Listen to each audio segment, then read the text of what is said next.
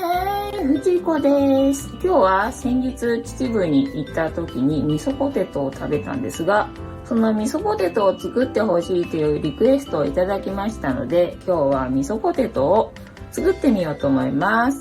まず、じゃがいもを茹でます。鍋に水を入れて、火にかけます。じゃがいもの皮を剥きます。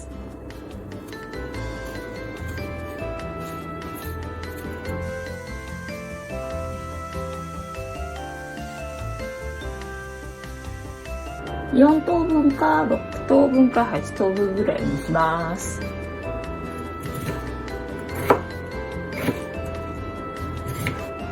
柔らかくなるまで茹でます。どうかな？茹だったかな？お、いい感じかな？そろそろな。中火で10分ぐらい茹でたかね。では水気を切って潰します。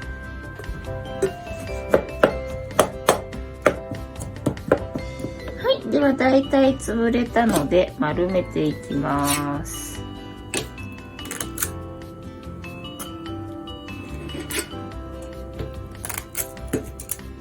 はい、では味噌だれを作ります。味噌 50g、 砂糖 50g、酒 20cc、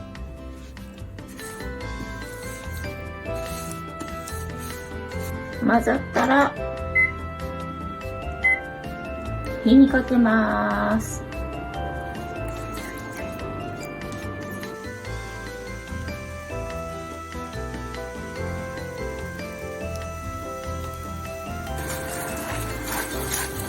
はい、とろみがついてきたので火を止めます。鍋に菜種油を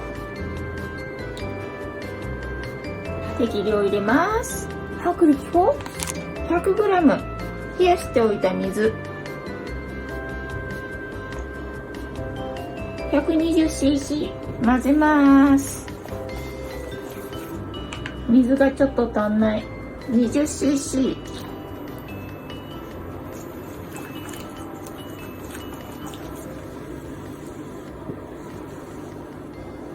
衣につけて揚げます。